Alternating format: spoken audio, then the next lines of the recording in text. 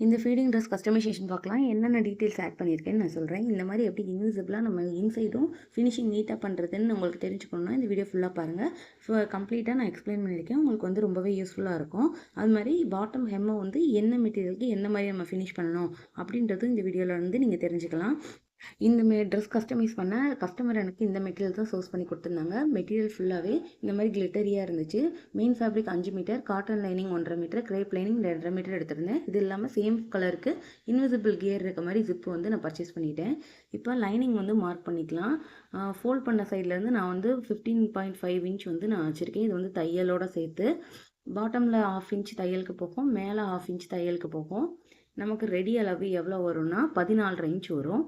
ஏன்னா 1 இன்ச் நம்ம தையலுக்கு எடுத்திருக்கோம். இப்போ மேலேயும் கீழேயும் 1/2 இன்ச்சுக்கு மார்க் பண்ணியிருக்கோம் இல்லையா, அதுக்கு வந்து இப்போ மார்க் பண்ணிக்கலாம். ஷோல்டர் வந்து 6 இன்ச் வச்சுருக்கேன். அதாவது நம்ம ஃபுல் ஷோல்டர் நெக்கும் ஷோல்டரும் சேர்த்து 6 இன்ச் வச்சுருக்கேன். அந்த 6 இன்ச்சை தாண்டி ஒரு 1 இன்ச் வந்து நம்ம வச்சுக்கணும். இந்த மாதிரி வைக்கிறப்ப நமக்கு ஜிப்பு அட்டாச் பண்ண ஈஸியாக இருக்கும். இப்போ நம்ம ஷோல்டருக்கு விட்டுருக்கோம் இல்லையா, அந்த ஷோல்டரோட மிட் பாயிண்டில் வந்து மார்க் பண்ணிக்கணும். மிட் பாயிண்டில் மார்க் பண்ணிவிட்டு அந்த 1 இன்ச் சைடில் நம்ம ஆட் பண்ண 1 இன்ச்சை இப்போ மிட் பாயிண்டில் மார்க் பண்ணிக்கணும். இந்த மாதிரி மார்க் பண்ணி நீங்கள் கட் பண்ணுறப்ப ஜிப் அட்டாச் பண்ணுறதுக்கு சீம் அலவன்ஸும் கிடச்சிரும். நமக்கு சைடில் வந்து ஷோல்டரும் கம்மியாகாது, கரெக்டாக இருக்கும். இந்த மாதிரி மார்க் பண்ணிட்டு மிடில் இருக்க லைனை தான் நம்ம கட் பண்ணணும். ஸோ அதுதான் கட்டிங் லைன். 2 சைடும் 1/2 இன்ச் நம்ம விட்டுறணும்.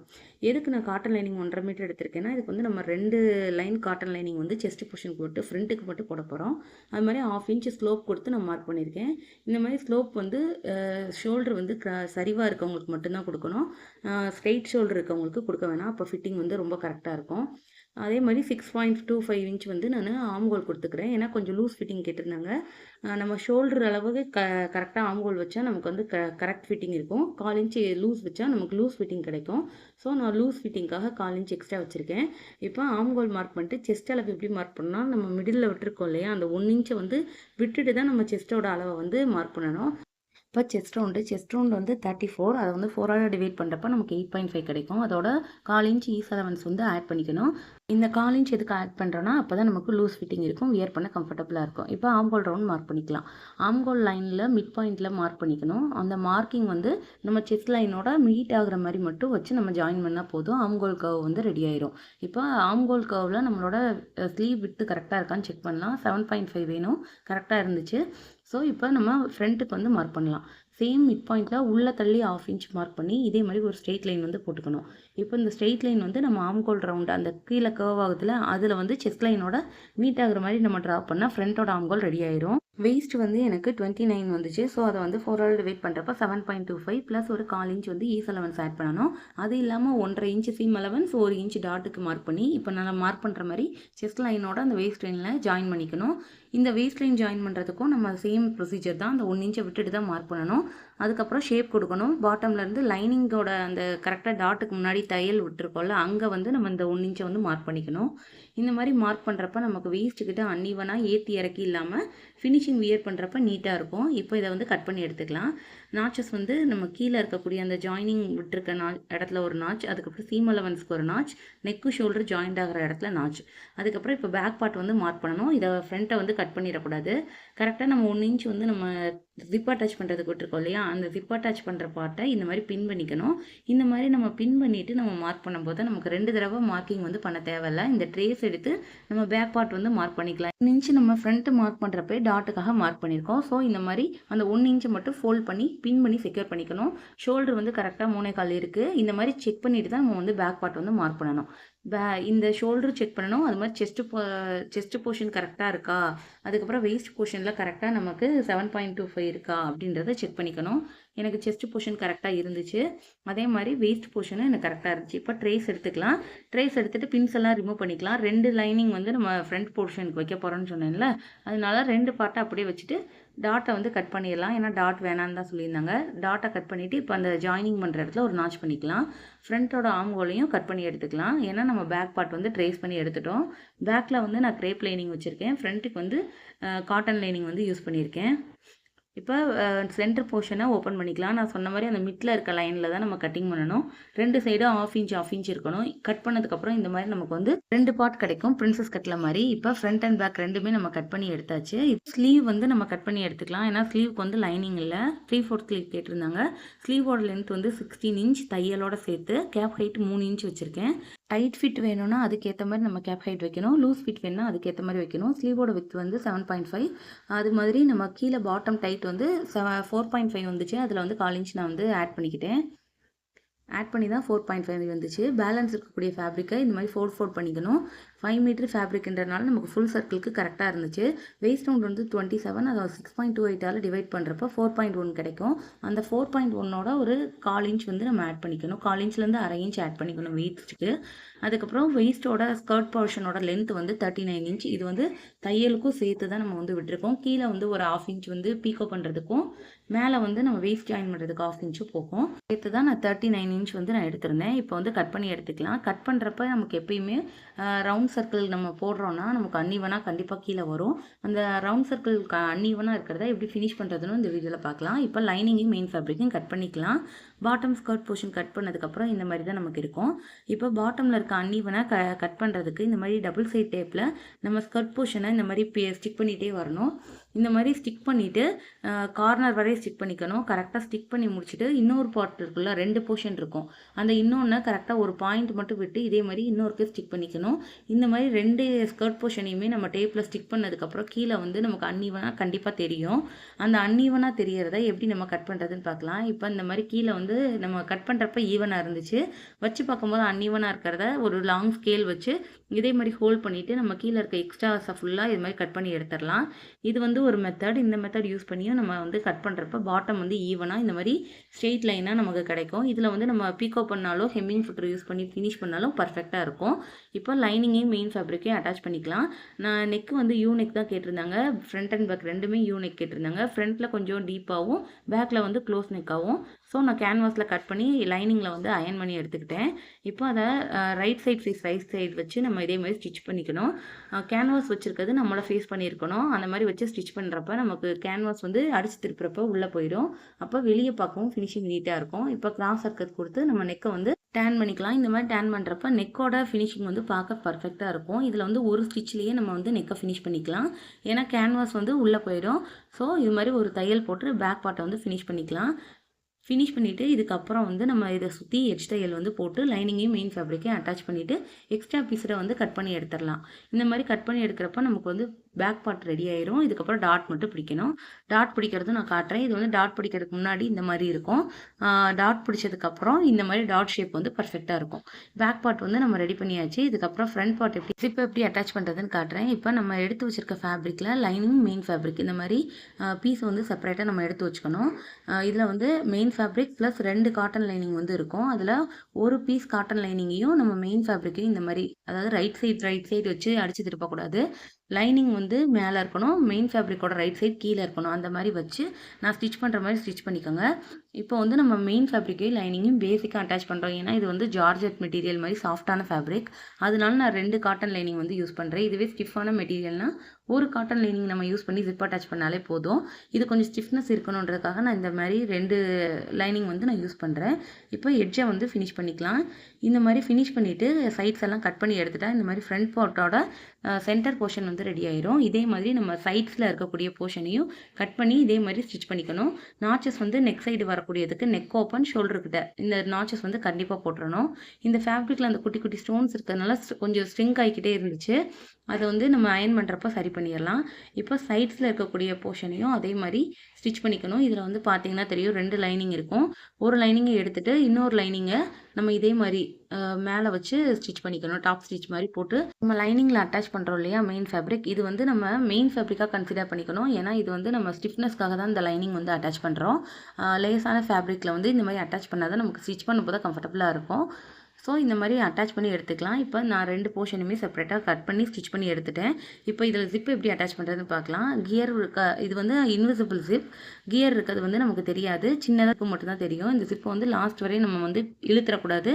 இழுத்துட்டா இது வந்து ஓப்பன் ஆயிரும். இந்த ஜிப்பை எப்படி அட்டாச் பண்ணுறதுன்னு பார்க்கலாம். இதுக்கு வந்து நம்ம கரெக்டாக நம்ம ரைட் சைடு நம்மளை ஃபேஸ் பண்ணியிருக்க மாதிரி அந்த கியர் இருக்கணும். அந்த சின்ன கியர் வந்து நம்ம பக்கம் இருக்கணும். ராங் சைடு வந்து அந்த ஜிப்போட ராங் சைடு வந்து இருக்கணும். இப்போ ஃபூட்டரை வந்து சேஞ்ச் பண்ணிவிட்டு நம்ம இந்த மாதிரி ஸ்டிச் பண்ணிக்கலாம். 1/2 இன்ச் வந்து நம்ம தையலுக்கு விட்டுருக்கோம் இல்லையா, அந்த 1/2 இன்ச் மேலே அந்த ஜிப்பரோட கியர் இருக்கிற மாதிரி வச்சு நம்ம ஸ்டிச் பண்ணணும். இந்த மாதிரி ஸ்டிச் பண்ணுறப்ப தான் நமக்கு இன்விசிபிளான ஃபினிஷிங் கிடைக்கும். ஒட்டி தையல் போடணும். கரெக்டாக லைன் வந்து மார்க் பண்ணிவிட்டு ஸ்டிச் பண்ணிங்கன்னா உங்களுக்கும் பர்ஃபெக்டாக வரும். இந்த மாதிரி ஸ்டிச் பண்ணி எடுத்துக்கணும். இப்போ நான் டேன் பண்ணி காட்டுறேன். டேன் பண்ணுறப்ப பார்த்தீங்கன்னா அந்த கியர் மட்டும்தான் நம்ம பக்கம் தெரியும். ஜிப் இருக்கக்கூடிய அந்த ராங் சைடு வந்து உள்ளே போயிடும். இந்த மாதிரி நம்ம வந்து 2 சைடும் ஜாயின் பண்ணணும். இப்போ இன்னொரு சைடு எடுத்துகிட்டு ஜிப்பை வந்து அதே மாதிரி ரொம்ப ரொட்டேட் பண்ணிடக்கூடாது. ஒரே ரொட்டேட் மட்டும் பண்ணி ஜிப்பில் அதே மாதிரி ராங் சைடு வந்து ஸ்டிச்சிங் சைடும் அந்த கியர் இருக்க சைடு ரைட் சைடும் இருக்க மாதிரி வச்சு ஃபூட்டரை வந்து சேஞ்ச் பண்ணிவிட்டு நம்ம ஸ்டிச் பண்ணணும். இதுலேயும் அதே மாதிரி தான் நம்ம தையலுக்கு 1/2 இன்ச் விட்டுருந்தோம் இல்லையா, அந்த 1/2 இன்ச்சுக்கு லைன் போட்டுட்டு லைனை ஒட்டி அந்த கியர் இருக்க மாதிரி ஸ்டிச் பண்ணணும். இந்த இடத்துல நம்ம கியர் ஒட்டி இருக்க மாதிரி ஸ்டிச் பண்ணலைன்னா நமக்கு வந்து கியர் வெளியே விசிபிளாக தெரியும். ஸோ அந்த கியர் வந்து உள்ளே இருக்க மாதிரி வச்சு நம்ம ஸ்டிச் பண்ணணும். லைட்டாக பொறுமையாக எடுத்து விட்டு ஸ்டிச் பண்ணுறப்ப நமக்கு வந்து ஃபினிஷிங் வந்து ரொம்பவே நீட்டாக இருக்கும். இப்போ ஒரு சைடு வந்து நம்ம ஃபினிஷ் பண்ணியாச்சு. நம்ம ஜிப்பை வந்து ரொட்டேட் பண்ணிக்கிட்டே இருந்தோம்னா இந்த மேலே கூடி வருது இல்லையா, மேலே இருக்க இடத்துல வந்து நிறையா ரொட்டேஷன் தெரியும். அந்த மாதிரி இருந்தால் ஜிப்பு க்ளோஸ் பண்ணுறப்ப நமக்கு வந்து கரெக்டாக வராது. இப்போ இன்னொரு லைனிங்கை நம்ம மெயின் ஃபேப்ரிக் மேலே வைக்கணும்.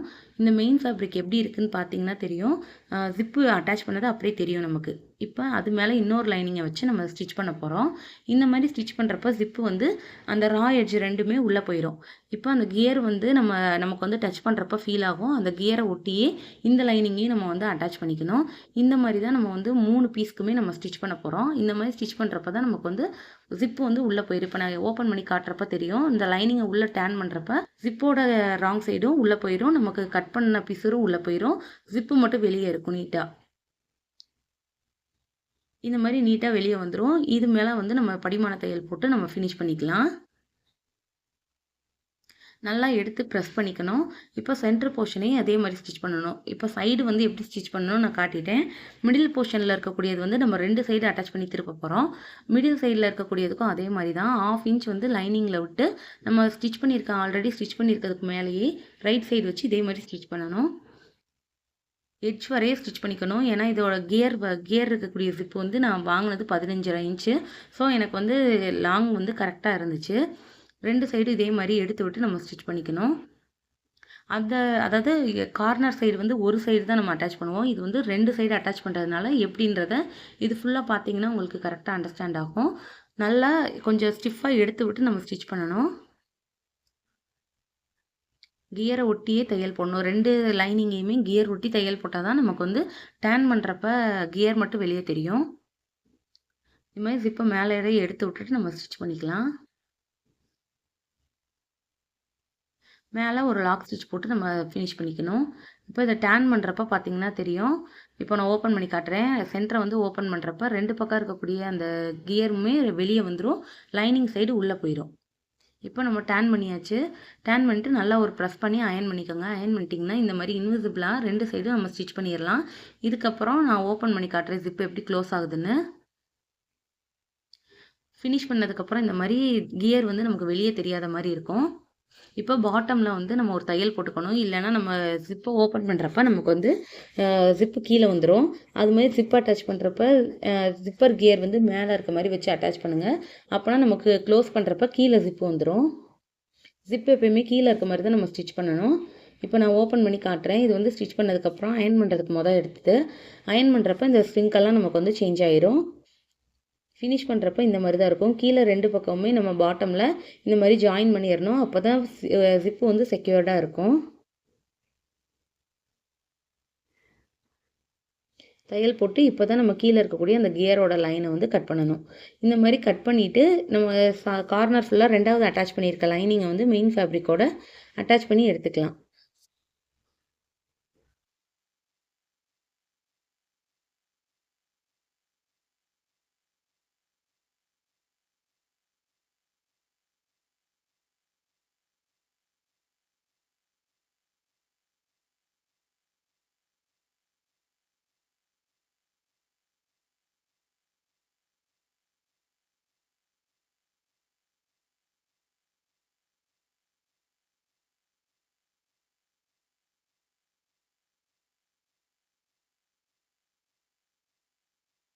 இதில் பார்த்தாலும் உங்களுக்கு தெரியும் ஜிப்போ நம்ம அட்டாச் பண்ணது இன்விசிபிளாக தான் இருக்கும், விசிபிளாக வெளியே தெரியாது. நாச்சஸ் வந்து நம்ம போட்டு எடுத்துக்கணும்.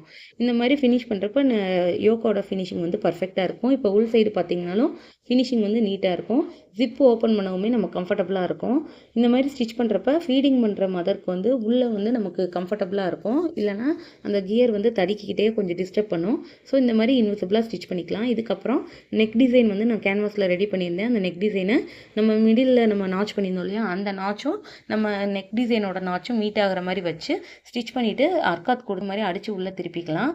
டேன் பண்ணிவிட்டு மேலே ஒரு ஸ்டிச்சும் அதை செக்யூர் பண்ணுறதுக்கு ஒரு ஸ்டிச்சும் போட்டு நம்ம நெக்கை வந்து ஃபினிஷ் பண்ணிக்கலாம். இந்த மாதிரி ஃபினிஷ் பண்ணுறப்ப நெக்கு வந்து கொஞ்சம் ஸ்டிஃபாக இருக்கும். நமக்கு ஃப்ரண்ட்டில் நமக்கு வியர் பண்ணுறப்பையும் பார்க்க ரொம்பவே நீட்டாக இருக்கும். மேலே ஒரு ஸ்டிச் வந்து ஃபஸ்ட்டு போட்டு நம்ம நெக்கை வந்து செக்யூர் பண்ணிக்கலாம். இது வந்து நீங்கள் ஒரு ஸ்டிச்சில் ஃபினிஷ் பண்ணாலும் சரி, உள்ளே ஹெம்மிங் பண்ணாலும் அதுவுமே நீட்டாக இருக்கும். இது வந்து நான் 2 தையல் போட்டு தான் ஃபினிஷ் பண்ணியிருக்கேன். அப்போ தான் நமக்கு வந்து ஸ்டிஃபாக உள்ளே வந்து பிரிஞ்சு வராமல் இருக்கும். அதனால நான் 2 தையல் வந்து போட்டு ஃபினிஷ் பண்ணிக்கிட்டேன். உள்ளே பார்த்தாலும் நமக்கு நெக் ஃபினிஷிங் வந்து ரொம்பவே நீட்டாக இருக்கும், ரா எட்ஜ் இல்லாமல். இப்போ இது மேலே இன்னொரு தையல் போட்டு அந்த கேன்வாஸோட பீஸையும் நம்ம ஃபினிஷ் பண்ணி செக்யூர் பண்ணிக்கலாம்.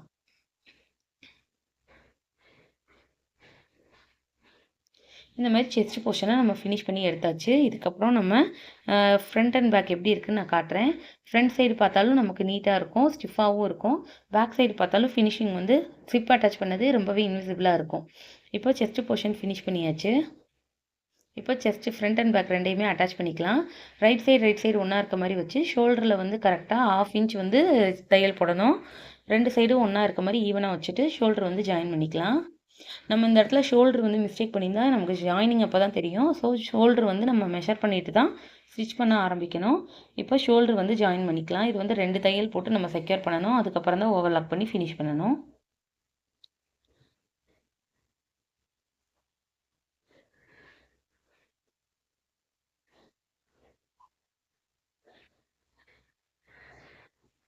இப்போ இன்னொரு தையல் வந்து போட்டுக்கலாம். இது மாதிரி சின்ன தையல் 2 தையல் போடுறப்போ ஷோல்டர் வந்து ஸ்ட்ராங்காக இருக்கும், ஷோல்டர்கிட்ட பிரிஞ்சு வராது. இந்த மாதிரி தையல் போட்டு அதுக்கப்புறம் நம்ம ஓவர்லாக் பண்ணி ஃபினிஷ் பண்ணியாச்சு. இப்போ ஃப்ரண்ட் அண்ட் பேக் ரெடி ஆகிடுச்சு. இது வந்து நம்ம செப்பரேட்டாக எடுத்து வச்சுக்கலாம். 2 சைடுமே பார்க்க ஃபினிஷிங் வந்து இன்விசிபிளாக நீட்டாக இருக்கும். ஸ்லீவ் போர்ஷனில் வந்து கர்வ் வந்து கட் பண்ணணும். அது வந்து நம்ம ஸ்டிச் பண்ணுறப்ப கட் பண்ணால் கரெக்டாக இருக்கும். ரைட் சைடு ஒன்றா வச்சுட்டு இப்போ தான் நம்ம அந்த கர்வ் வந்து கட் பண்ணணும். இது வந்து பிகினர்ஸ்க்காக நான் சொல்கிறேன். ஏன்னா நம்ம கட் பண்ணி அதாவது ஸ்டிச் பண்ணுறப்ப நம்ம இந்த கைக்குழி கட் பண்ணால் நமக்கு ஜாயின் பண்ணுறப்ப ஈஸியாக இருக்கும். ஃப்ரண்ட் சைடு வச்சு நம்ம இந்த மாதிரி கைக்குழி கட் பண்ணுறப்ப நமக்கு கைக்குழி வந்து 2 கைக்கும் கரெக்டாக வரும். இப்போ அதில் ஒரு குட்டி நாச் போட்டு எடுத்துக்கலாம். இந்த மாதிரி நாச் போட்டு எடுத்ததுக்கப்புறம் நம்ம வந்து ஸ்லீவோட பாட்டம் ஹெம்மை வந்து 1/2 இன்ச் வந்து மடித்து தைச்சிக்கலாம். 1/4 இன்ச்சுக்கு ஒரு ஃபோல்டு, இன்னொரு 1/4 இன்ச்சுக்கு ஒரு ஃபோல்டு பண்ணி இந்த மாதிரி ஸ்டிச் பண்ணிக்கலாம். ஏன்னா நம்ம 1/2 இன்ச் வந்து கை மடித்து தைக்கிறதுக்காக விட்டுருக்கோம். லைனிங் வந்து 3/4 ஹேண்டுக்கு வைக்காமல் இருக்கிறது தான் பெஸ்ட்டாக இருக்கும். அப்போ தான் கை வந்து ஸ்லிம்மாக தெரியும். ஸோ இதே மாதிரி ஃபோல்டு பண்ணி நம்ம ஸ்டிச் பண்ணிக்கலாம். இதில் சின்ன சின்ன பீட்ஸ் இருக்கிறதுனால ஸ்லோவாக ஸ்டிச் பண்ணணும், இல்லைன்னா ஊசி வந்து பிரேக் ஆகும். ஸோ இந்த மாதிரி ஸ்டிச் பண்ணி எடுத்துக்கலாம்.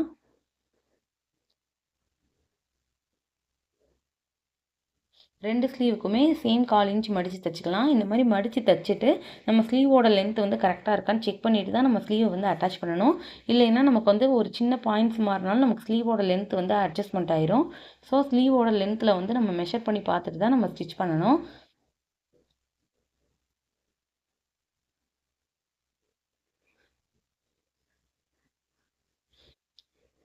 இப்போ ஸ்லீவை வந்து நம்ம ஷோல்டர் சைடு அட்டாச் பண்ணிக்கலாம். கரெக்டாக ஃப்ரண்ட்டுக்கு வர சைடு ஃப்ரண்ட்டுக்கு வச்சுட்டு மிட்டில் வந்து ஒரு தையல் போட்டு அதுக்கப்புறம் நம்ம ஸ்லீவ் ஜாயின் பண்ணுறப்ப இழுக்காமல் ஜாயின் பண்ணணும். அந்த மாதிரி ஜாயின் பண்ணால் நமக்கு ஸ்லீவில் சுருக்கம் இல்லாமல் நீட்டாகவும் இருக்கும், டைட்டாகவும் இருக்காது. கட் பண்ணுறப்ப நம்ம கரெக்டாக கட் பண்ணால் ஸ்டிச் பண்ணுறப்பையும் நமக்கு ஃபேப்ரிக் வந்து எக்ஸ்ட்ரா இல்லாமல் கரெக்டாக வரும். இப்போ ஸ்லீவ் 2 சைடும் ஜாயின் பண்ணிக்கலாம். ஜாயினிங் அப்போ இந்த மாதிரி நீட்டாக இருக்கணும். அந்த ஷோல்டர் சைடு வந்து பஃப்னு இல்லாமல் இருந்தால் தான் நமக்கு வந்து கரெக்டாக இருக்கும். இந்த இழுத்து ஸ்டிச் பண்ணுறப்ப நமக்கு ஷோல்டர்கிட்ட ஷோல்டர் ஜாயிண்ட் ஆகிற இடத்துக்கிட்ட பஃப்னு இருக்கும். இப்போ இந்த மாதிரி இருந்தால் தான் நமக்கு ஷோல்டர் வியர் பண்ணுறப்ப கரெக்டாக கையோடு அட்டாச் ஆகும். இதை வந்து உள்ளே இருக்கக்கூடிய இந்த ரா எட்ஜை நம்ம ஓவர்லாக் பண்ணி ஃபினிஷ் பண்ணிக்கலாம். ஏன்னா 1/2 இன்ச் வந்து நான் தையலுக்காக விட்டுருந்தேன். இப்போ இதெல்லாமே ஃபினிஷ் பண்ணிவிட்டு நம்ம ஸ்கர்ட் போர்ஷன் அட்டாச் பண்ணணும். ஸ்கர்ட்டு வந்து நான் எப்படி அட்டாச் பண்ணுவேன்னா அதாவது நம்ம மெயின் ஃபேப்ரிக் மேலே ஸ்கர்ட்டோட மெயின் ஃபேப்ரிக் இருக்க மாதிரி ப்ளேஸ் பண்ணிவிட்டு தான் நான் ஸ்டிச் பண்ணுவேன். இந்த மாதிரி ஸ்டிச் பண்ணுறப்ப நமக்கு வந்து ஃபினிஷிங் வந்து ரொம்ப நீட்டாக இருக்கும். ஸ்கர்ட்டுமே நம்ம 1/4 இன்ச்லேருந்து 1/2 இன்ச் எக்ஸ்ட்ரா விட்டு கட் பண்ணணும். பண்ணணும். ஃப்ளெக்சிபிளாக இருக்க மாதிரியான ஃபேப்ரிக்னால் நீங்கள் இந்த மெஷர்மெண்ட் வந்து விட தேவையில்ல, கரெக்டான அளவு நீங்கள் கட் பண்ணால் போதும். ஏன்னா அது கொஞ்சம் ஃப்ளெக்சிபிளாக இழுத்து வந்து வரும் நமக்கு. இந்த ஃபேப்ரிக்கில் வந்து அந்த மாதிரி இருக்காது, அதனால நான் வந்து 1/4 இன்ச் வந்து எக்ஸ்ட்ரா ஆட் பண்ணியிருந்தேன். அந்த மாதிரி ஆட் பண்ணுறப்ப தான் நம்ம வேஸ்ட் வந்து ஜாயின் பண்ணுறப்ப நமக்கு பர்ஃபெக்டாக இருக்கும். இப்போ இந்த மாதிரி இழுக்காமல் நம்ம ஸ்டிச் பண்ணணும். இந்த மாதிரி இந்த ஸ்கர்ட் போர்ஷன் நம்ம ஜாயின் பண்ணுறப்ப இழுத்து ஜாயின் பண்ணால் நமக்கு வெயிஸ்ட் லைனும் அந்த ஸ்கர்ட் போர்ஷனும் ஜாயிண்ட் ஆகிருக்க இடத்துல வந்து நிறைய சுருக்கு இருக்கும்.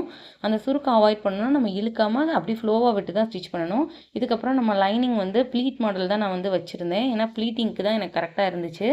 ப்ளீட் வச்சு நான் ஃபினிஷ் பண்ணிக்கிட்டேன். அப்போ தான் உள்ளே வியர் பண்ணவுமே நம்ம இன்னும் கொஞ்சம் ஃப்ளோவியாக கம்ஃபர்டபுளாக இருக்கும். ஓப்பன் பண்ணுறப்ப நான் காட்டுறேன், பார்த்தீங்கன்னா தெரியும். நான் இழுக்காமல் ஸ்டிச் பண்ணதுனால தான் நமக்கு வந்து அந்த சுருக்கு இல்லாமல் இருக்குது. இந்த வேஸ்ட் லைனில் வந்து சுருக்கு விழுகுதுன்னா நீங்கள் வந்து இழுத்து ஸ்டிச் பண்ணியிருக்கீங்கன்னு அர்த்தம். ஸோ அந்த மிஸ்டேக் அடுத்து பண்ணாதீங்க. அந்த மாதிரி இருந்தாலும் உள்ளே நம்ம ஜாயினிங் இடத்துல வந்து நீங்கள் குட்டி குட்டி நாச்சஸ் போட்டிங்கன்னா அந்த சுருக்கு வந்து மாறிடும். இப்போ உள் சைடு பார்த்தீங்கன்னா தெரியும், இவ்வளோ ஃபினிஷிங் வந்து நம்ம நீட்டாக பண்ணியிருக்கோம். இந்த மாதிரி பண்ணுறப்ப தான் நமக்கு வியர் பண்ணுறப்ப கரெக்டாக இருக்கும். இப்போ 1.5 இன்ச் சீம் அலவன்ஸ் வந்து நான் கொடுத்துருந்தேன். ஸோ அதே 1.5 இன்ச்சுக்கு சைட்ஸ்லேருந்து நான் இதே மாதிரி லைன் மார்க் பண்ணி நம்ம வந்து ஸ்டிச் பண்ணிக்கலாம். இந்த மாதிரி நம்ம ஸ்டிச் பண்ணுறப்ப நமக்கு கரெக்டான அளவு இருக்கும். ஏன்னா நம்ம ஈஸ் அலவன்ஸ் எல்லாம் ஆட் பண்ணியிருக்கனால நம்ம வியர் பண்ணுறப்ப கம்ஃபர்டபுளாக நமக்கு லூஸ் ஃபிட்டிங்காகவும் இருக்கும். இதோடு சேர்த்து நம்ம ஒரு 3 தையல் வந்து போட்டுட்டு அதுக்கப்புறம் ஓவர்லாக் பண்ணி நம்ம எடுத்துக்கலாம். இந்த 3 தையலுக்குமே ஒரு தையலுக்கும் இன்னொரு தையலுக்கும் இடையில 1/4 இன்ச் இருக்க மாதிரி நம்ம ஃபினிஷ் பண்ணணும். கரெக்டாக 1/4 இன்ச் விட்டு நம்ம தையல் அடிக்கணும். அப்போ தான் நமக்கு வந்து பிரித்து விடும் போதையும் நமக்கு கரெக்டாக இருக்கும். இப்போ இதுக்கப்புறம் தான் நம்ம பாட்டமில் இருக்கக்கூடிய ஹெம்லைனை வந்து ஃபினிஷ் பண்ணணும். இந்த ட்ரெஸ் ஃபுல்லாக இந்த மாதிரி குட்டி குட்டி ஸ்டோன்ஸ் இருக்கிறதுனால இதை வந்து பீக்கோ பண்ண முடியாது. அதனால நம்ம ஹெம்மிங் ஃபுட்ரு யூஸ் பண்ணி பாட்டமில் இருக்க ரா எட்ஜை ஃபுல்லாக சின்னதாக ஃபினிஷ் பண்ணிக்கலாம். இந்த ஃபுட்டரை சேஞ்ச் பண்ணிவிட்டு ஃபஸ்ட்டு வந்து லைனிங்கை வந்து நான் ஃபினிஷ் பண்ணிக்கிறேன். லைனிங்லேயுமே நான் ஹெம்மிங் ஃபுட்ரு யூஸ் பண்ணி தான் ஃபினிஷ் பண்ணுவேன். அப்போ தான் நமக்கு லைனிங்கோட ஃபினிஷிங்குமே நீட்டாக இருக்கும். நமக்கு சீக்கிரமாகவும் ஃபினிஷ் பண்ணிடலாம். லைனிங்கோட ஃபினிஷிங் பார்த்தாலும் தெரியும், சின்னதாக தான் நமக்கு வந்து ஃபினிஷ் ஆகி வந்திருக்கும். ஹெம்மிங் ஃபுட்ரு வந்து நான் ஒரு 2 சைஸ் யூஸ் பண்ணுறேன். ஒன்று 1/2 இன்ச்சு, இன்னொன்று இந்த 1/4 இன்ச் வந்து யூஸ் பண்ணுறேன். ஏன்னா 1/4 இன்ச் வந்து நமக்கு இந்த மாதிரி பாட்டம் ஹெம்மை ஃபினிஷ் பண்ணுறதுக்கும், 1/2 இன்ச் வந்து நம்ம சாரீலலாம் அடிப்போம் இல்லையா, அதுக்காகவும் யூஸ் பண்ணிக்கலாம். அது மாதிரி இந்த பாட்டமுமே சில பேர் வந்து கீழே கொஞ்சம் பெருசாக வேணும்னு கேட்பாங்க. அப்போ அவங்களுக்கு 1/2 இன்ச் வந்து நம்ம ஹெம்மிங் ஃபுட்ரை சேஞ்ச் பண்ணி ஸ்டிச் பண்ணலாம். இந்த மாதிரி ஸ்டோன் ஒர்க்லாம் குட்டி குட்டி ஸ்டோன்ஸ் இருக்குன்னா அந்த இடத்துல வந்து நம்ம பீக்கோ பண்ணக்கூடாது. பீக்கோ பண்ணால் ஃபினிஷிங் வந்து பர்ஃபெக்டாக வராது. பீக்கோ எந்தெந்த மெட்டீரியலுக்கு பண்ணணும்னா ஃப்ளோவியாக இருக்கக்கூடிய ஜார்ஜெட், அதுக்கப்புறம் சாட்டின், ஃபேஸில்க்கு இந்த மாதிரி இருக்கக்கூடிய சாஃப்டான மெட்டீரியல்ஸ்க்கு எல்லாமே நம்ம வந்து பீக்கோ பண்ணலாம். இந்த மெட்டீரியல் வந்து என்னால் பீக்கோ பண்ண முடியாது, அதனால நான் ஹெம்மிங் ஃபுட்ரை யூஸ் பண்ணி பாட்டம் ஹெம்மை ஃபினிஷ் பண்ணிட்டேன். பர்ஃபெக்டாக நம்ம இந்த ட்ரெஸ்ஸை வந்து ஃபினிஷ் பண்ணிட்டோம். உங்களுக்கு இந்த வீடியோ யூஸ்ஃபுல்லாக இருந்தால் லைக் அண்ட் சப்ஸ்கிரைப் பண்ணுங்கள். இந்த மாதிரியான டெய்லரிங் வீடியோஸ்க்கு நம்ம சேனலை ஃபாலோ பண்ணுங்கள். ஃபினிஷிங் வந்து எப்படி இருக்குன்றத லாஸ்ட்டில் வந்து நான் கஸ்டமரோட பிக்சரோட அட்டாச் பண்ணியிருக்கேன். இந்த மாதிரி பர்ஃபெக்டாக ஃபினிஷ் பண்ணிவிட்டு அதை நீட்டாக அயர்ன் பண்ணி நம்ம வந்து கஸ்டமருக்கு பேக் பண்ணி நீட்டாக கஸ்டமருக்கு நான் கொரியர் பண்ணிட்டேன். கஸ்டமர் வியர் பண்ணியிருக்க பிக்சர் வந்து நான் லாஸ்ட்டில் டேக் பண்ணியிருக்கேன். எப்படி இருக்குன்றதை கமெண்ட் பண்ணுங்கள். உங்களுக்கு இந்த மாதிரி கஸ்டமைஸ் பண்ணால் எனக்கு இன்ஸ்டாவில் டிஎம் பண்ணுங்கள். பிடிச்சிருந்தால் லைக் பண்ணுங்கள். தேங்க்யூ.